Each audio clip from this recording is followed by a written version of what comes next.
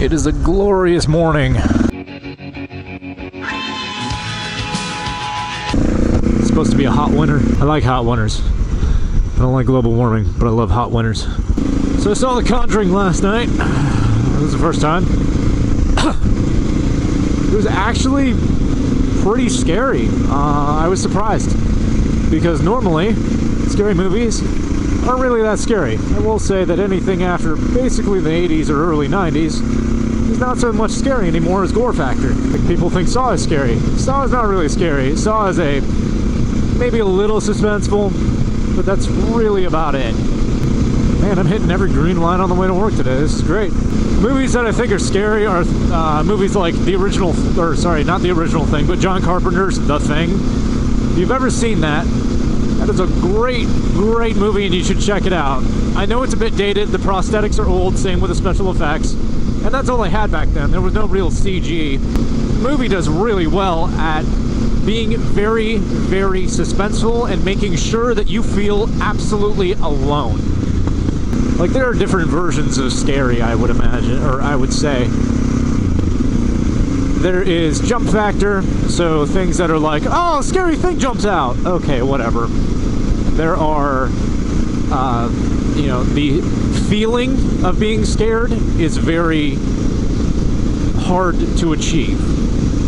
So, getting startled is one thing, being scared is another. And being scared is not really happening a lot lately. So I'm more of I want to be genuinely terrified, and The Conjuring was very good with that. It gave you that sense of unease and that, like, you are helpless at a certain point. Like, you can do whatever you want, you can try whatever you want, but at some point, like, the ghost is just gonna, or the witch in this case, the witch is just gonna basically do whatever it wants, or whatever it can. And it does a very good job at that. Like, you try and find, or you get to a point where you feel like you're actually part of the cast in it. So they do, like, there's an Asian guy that documents the whole thing. So they set up microphones, cameras, all that kind of stuff. And what is it? They have the Asian guy runs a film camera for a bit, and then this other deputy sheriff or police officer runs a camera as well. Like, he helps the Asian guy, and he's also there for, I guess, muscle or protection whenever they need it, kind of deal. So that was cool. They did a really good job of making everybody not so freaking ridiculous, but they also did a good job, or a bad job, of making everybody sane and stay together, which sucks because a lot of the time everybody's in this house, which is haunted, and instead of saying, like, hey, I got something over here, or contact, or something to let everybody know, come to me, something's happening, people go investigate by themselves, which sucks. Sometimes you are forced to investigate by yourself, but I understand in those situations. Like, there's a lady that crawls into a crawl space, and she's pretty much the only one that'll fit, so everybody's like, well, you know, we're right here, kind of thing. So the crawl space gives way and falls out and all that, and she falls into the basement, and of course the husband's like desperately trying to find her and trying to, like, pound on the walls and figure out where she fell to. And it sucks because, like, that's just the situation, that's how it works out. But I completely understand. Those ones are valid.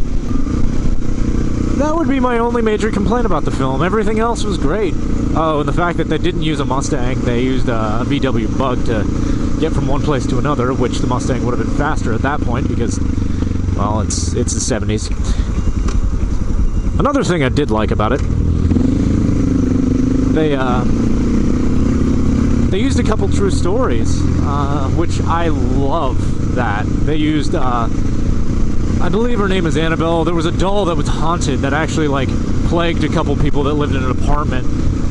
And it wound up being, they worked that in with it.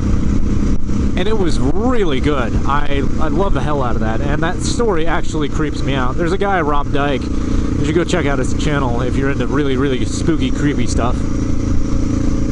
And he tells stories about instances or occasions. One of them is top 10 possessions or things that are haunted, and Annabelle is one of those, which the doll was thrown away a couple times and it wound up back in the apartment. You would find it in different rooms of the apartment, which just fucking gives me the chills. If anything is moved in my house, I immediately think, who the hell has a key? And if no one has a key, and I outrule all that, how is somebody getting in or out?